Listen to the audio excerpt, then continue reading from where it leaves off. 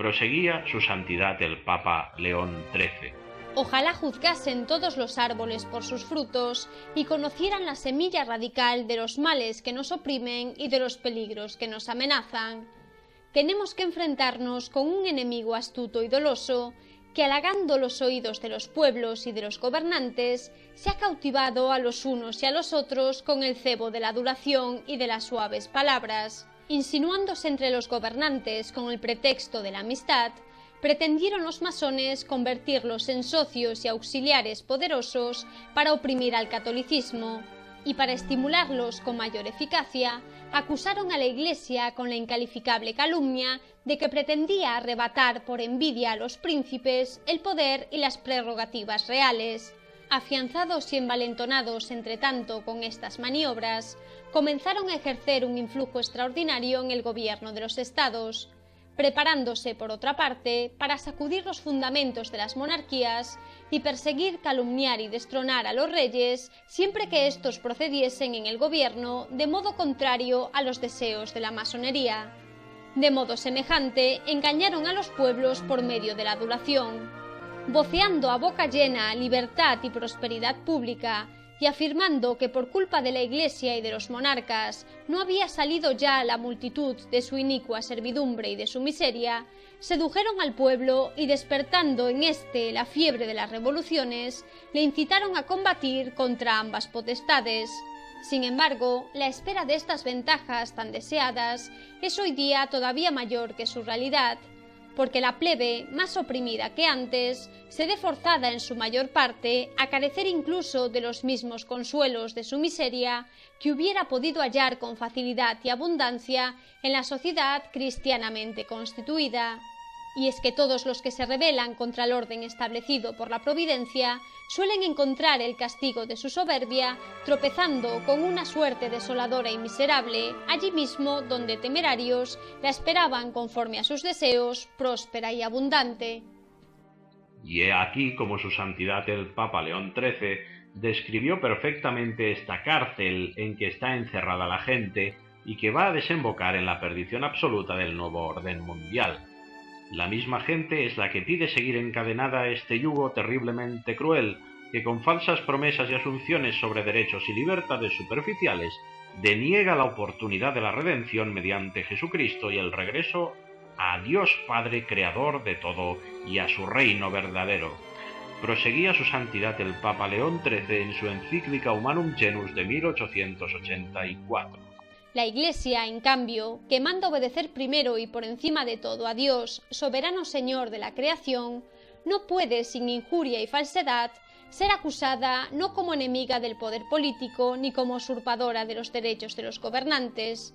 Por el contrario, la Iglesia manda dar al poder político como criterio y obligación de conciencia cuanto de derecho se le debe. Por otra parte, el que la Iglesia ponga en Dios mismo el origen del poder político aumenta grandemente la dignidad de la autoridad civil y proporciona un apoyo no leve para obtener el respeto y la benevolencia de los ciudadanos. La Iglesia, amiga de la paz y madre de la concordia, abraza a todos con materno cariño. Ocupada únicamente en ayudar a los hombres, enseña que hay que unir la justicia con la clemencia, el poder con la equidad, las leyes con la moderación, que no debe ser violado el derecho de nadie, que hay que trabajar positivamente por el orden y la tranquilidad pública, que hay que aliviar en la medida más amplia posible, pública y privadamente, la miseria de los necesitados. Pero la causa de que piensen, para servirnos de las palabras de San Agustín, o de que pretendan hacer creer que la doctrina cristiana no es provechosa para el Estado, es que no quieren un Estado apoyado sobre la solidez de las virtudes, sino sobre la impunidad de los viciosos. Según todo lo dicho, sería una insigne prueba de prudencia política y una medida necesaria para la seguridad pública que los gobernantes y los pueblos se unieran no con la masonería para destruir a la Iglesia, sino con la Iglesia para destrozar los ataques de la masonería. Sobre los remedios a adoptar, escribió su santidad el Papa León XIII. Pero sea lo que sea, ante un mal tan grave y tan extendido ya, es nuestra obligación, venerables hermanos, consagrarnos con toda el alma a buscar los remedios. y como la mejor y más firme esperanza de remedio está situada en la eficacia de la religión divina, tanto más odiada de los masones cuanto más temida por ellos, juzgamos que el remedio fundamental consiste en el empleo de esta virtud tan eficiente contra el común enemigo. Por consiguiente, todo lo que los romanos pontífices, nuestros antecesores, decretaron para impedir las iniciativas y los intentos de la masonería, todo lo que sancionaron para alejar a los hombres de estas sociedades o liberarlos de ellas, todos y cada una de estas disposiciones damos por ratificadas y confirmadas con nuestra autoridad apostólica, y confiados en la buena voluntad de los cristianos, rogamos y suplicamos a cada uno de ellos en particular, por su eterna salvación, que tengan como un deber sagrado de conciencia el no apartarse un punto de lo que en esta materia ordena la sede apostólica. He ahí, cuando se nos discute con qué autoridad hablamos, lo estamos haciendo con la autoridad de las enseñanzas de los verdaderos vicarios de Cristo en la tierra, hasta que la masonería infiltró las cimas de poder del Vaticano de forma mortífera alrededor del Concilio Vaticano II, propugnando sobre las almas cristianas y no cristianas, pero que podrían haber accedido a la salvación, el más terrible engaño que haya conocido la historia humana. Esa es la autoridad con la que hablamos, y su santidad el Papa León XIII hacía referencia en precisamente lo que la Iglesia actual no está haciendo al acostarse con la masonería en sus confusiones de credos, falsas fraternidades universales que no se creen ni ellos mismos, falsos ecumenismos y todo lo que lleva a confusión de las almas que deben ser rescatadas. A vosotros, venerables hermanos, os pedimos y rogamos con la mayor insistencia que, uniendo vuestros esfuerzos a los nuestros, procuréis con ahínco extirpar este inmundo contagio que va penetrando en todas las venas de la sociedad. Debéis defender la gloria de Dios y la salvación de los prójimos. Si miráis a estos fines en el combate, no ha de faltaros el valor ni la fortaleza. Vuestra prudencia os dictará el modo y los medios mejores de vencer los obstáculos y las dificultades que se levantarán. Pero como es propio de la autoridad de nuestro ministerio que nos indiquemos algunos medios más adecuados para la labor referida, quede bien claro que lo primero que debéis procurar es arrancar a los masones su máscara, para que sea conocido de todos su verdadero rostro, y que los pueblos aprendan, por medio de vuestros sermones y pastorales escritas con este fin, las arteras maniobras de estas sociedades en el halago y la seducción, la maldad de sus teorías y la inmoralidad de su acción. Que nadie que estime en lo que debe su profesión de católico y su salvación personal, juzgue serle lícito por ninguna causa inscribirse en la masonería, prohibición confirmada repetidas veces por nuestros antecesores. Que nadie sea engañado por una moralidad fingida. Pueden, en efecto, pensar algunos que nada piden los masones abiertamente contrario a la religión y a la sana moral. Sin embargo, como toda la razón de ser de la masonería se basa en el vicio y en la maldad, la consecuencia necesaria es la ilicitud de toda unión con los masones y de toda ayuda prestada a estos de cualquier modo. La pregunta podría ser: ¿cuál de los supuestos pastores católicos actuales está cumpliendo con su deber, desentrañando las artimañas del enemigo para el fin superior de la salvación de las almas, para el verdadero cuidado amoroso de su pueblo, que no es otra cosa que el del cuerpo místico de Jesucristo? ¿Qué pastor asume los sufrimientos de la cruz de Cristo realmente para sacar de la muerte y de la opresión a su rebaño? Con alguna honrosa excepción, ninguno. Todo va bien. Todo va bien, no pasa nada, vivimos en fraternidad, vivimos en una nube de amor. Pero ¿cómo se puede hablar así mientras el mundo se hunde y las almas se pierden? Es exactamente lo mismo que refirió Dios en el libro de Jeremías capítulo 8, versículo 11. Han curado la herida de mi pueblo, pero solo en apariencia, diciendo, todo va bien, y nada iba bien. Así proseguía enseñando su santidad el Papa León XIII lo que debía hacerse sin dilación. Es necesario, en segundo lugar, inducir por medio de una frecuente predicación a las muchedumbres para que se instruyan con todo esmero en materia religiosa. A este fin, recomendamos mucho que en los escritos y en los sermones se expliquen oportunamente los principios fundamentales de la filosofía cristiana.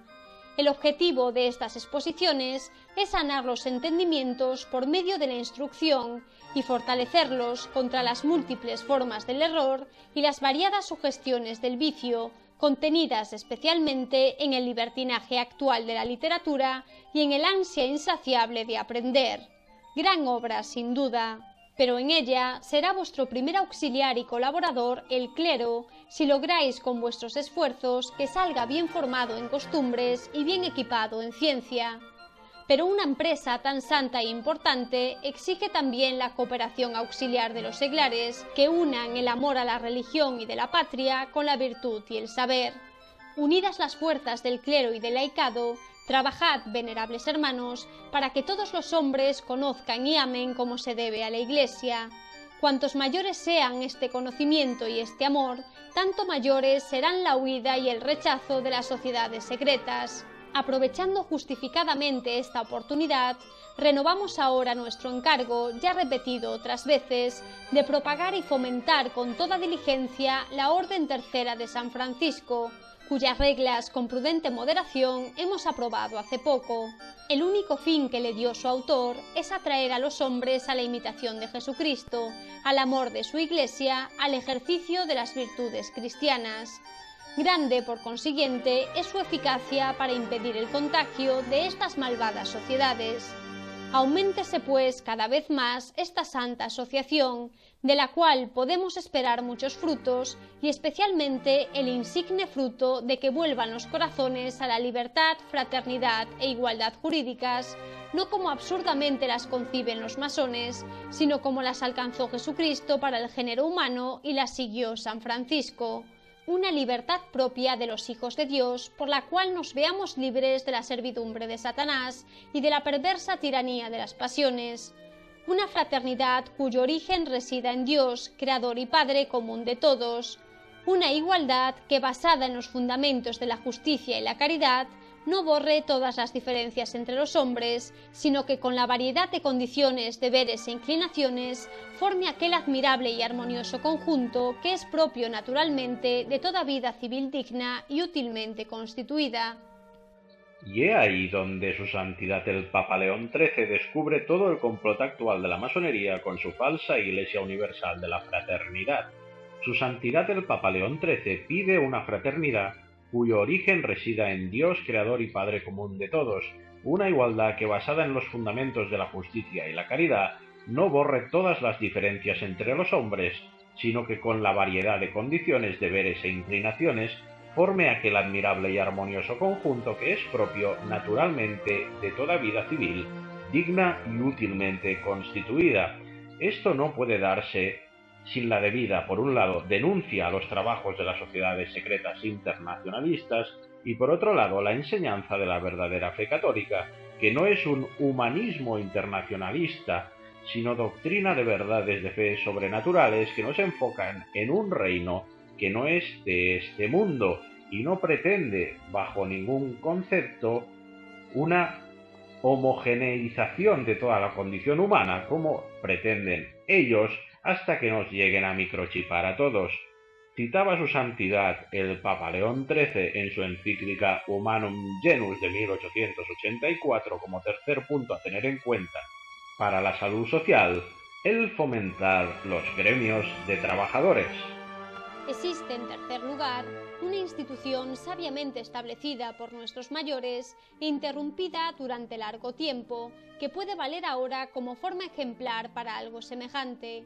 Nos referimos a los gremios de trabajadores, creados para la defensa conjunta al amparo de la religión, de sus propios intereses y de las buenas costumbres.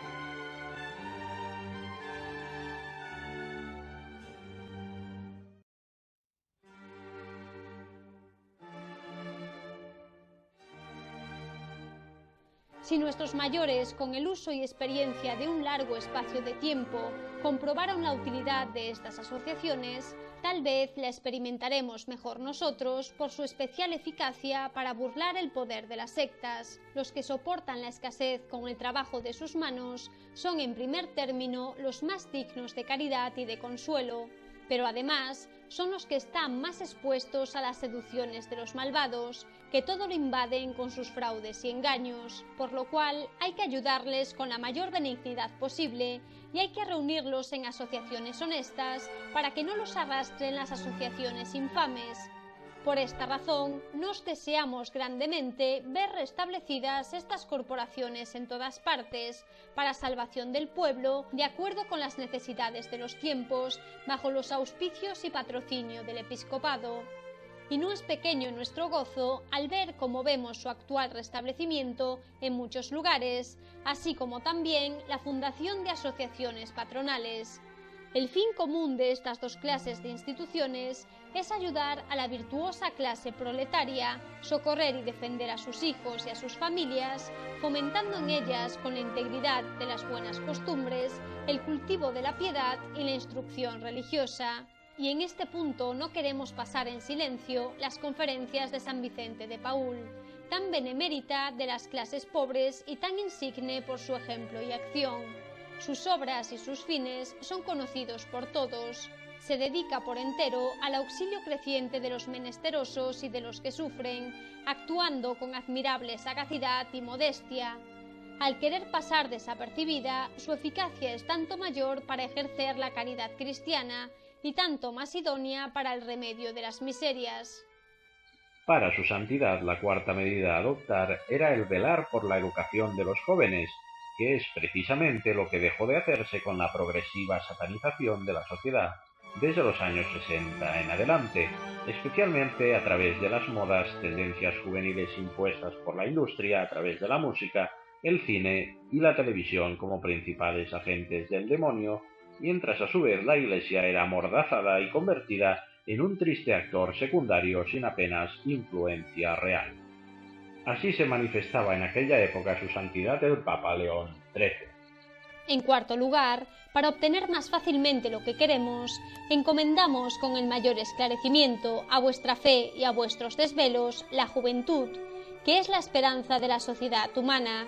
Consagrad a su educación la parte más principal de vuestra atención, y por mucho que hagáis, nunca penséis haber hecho lo bastante para preservar a la adolescencia de las escuelas de maestros que puedan inculcarle el aliento malsano de las sectas. Exhortad a los padres, a los directores espirituales, a los párrocos, que insistan al enseñar la doctrina cristiana, en avisar oportunamente a sus hijos y alumnos de la perversidad de estas asociaciones, que aprendan pronto a precaverse de las fraudulentas y variadas artimañas que suelen emplear sus propagadores para enredar a los hombres. No harían mal los que preparan a los niños para recibir la primera comunión, que hagan el firme propósito de no ligarse nunca con sociedad alguna sin decirlo antes a sus padres o sin consultarlo previamente con su confesor o con su párroco. Pero sabemos muy bien que todos nuestros comunes esfuerzos serán insuficientes para arrancar estas perniciosas semillas del campo del Señor, si desde el cielo el dueño de la viña no secunda benignamente nuestros esfuerzos. Es necesario, por tanto, implorar con vehemente deseo un auxilio tan poderoso de Dios que sea adecuado a la extrema necesidad de las circunstancias y la grandeza del peligro. Levántase insolente y como regocijándose ya de sus triunfos la masonería. Parece como si no pusiera ya límites a su obstinación. Sus secuaces, unidos todos con un impío consorcio y por una oculta comunidad de propósitos, se ayudan mutuamente y se excitan los unos a los otros para la realización audaz de toda clase de obras pésimas. Tan fiero asalto exige una defensa igual. Es necesaria la unión de todos los buenos en una amplísima coalición de acción y de oraciones. Les pedimos, pues, por un lado, que estrechando las filas, firmes y de acuerdo, resistan los ímpetus cada día más violentos de los sectarios, y por otro lado, que levanten a Dios las manos y le supliquen con grandes gemidos para alcanzar que florezca con nuevo vigor el cristianismo, que goce la Iglesia de la necesaria libertad, que vuelvan al buen camino los descarriados, que cedan por fin los errores a la verdad y los vicios a la virtud. Tomemos como auxiliadora y mediadora a la Virgen María, Madre de Dios. Ella, que venció a Satanás desde el momento de su concepción, despliegue su poder contra todas las sectas impías, en que se ven revivir claramente la soberbia contumaz, la indómita perfidia y los astutos engaños del demonio. Pongamos por intercesor al príncipe de los ángeles, San Miguel, vencedor de los enemigos infernales, a San José, esposo de la Virgen Santísima, celestial patrono de la Iglesia Católica, a los grandes apóstoles San Pedro y San Pablo, sembradores e invictos defensores de la fe cristiana. Bajo su patrocinio y con la oración perseverante de todos, confiamos que Dios socorrerá oportuna y benignamente al género humano expuesto a tantos peligros. Pues bien, hasta aquí las palabras de su santidad el Papa León XIII, contenidas en la encíclica Humanum Genus de fecha 30 de abril de 1884. Damos un salto de 8 años y llegamos al 8 de diciembre de 1892, ya entrando en pleno fin del siglo XIX, y su santidad emite una nueva encíclica llamada Inimica Vis, en la cual manifiesta lo siguiente. Existe una fuerza enemiga, la cual, a instigación e impulso del espíritu del mal, no dejó de luchar contra el nombre cristiano, y siempre se asoció a algunos hombres para juntar y dirigir sus esfuerzos destructores contra las verdades que Dios reveló, y por medio de funestas discordias contra la unidad de la sociedad cristiana. Son como cohortes dispuestas para el ataque, y nadie ignora cuánto la Iglesia hubo de sufrir sus asaltos en todo tiempo.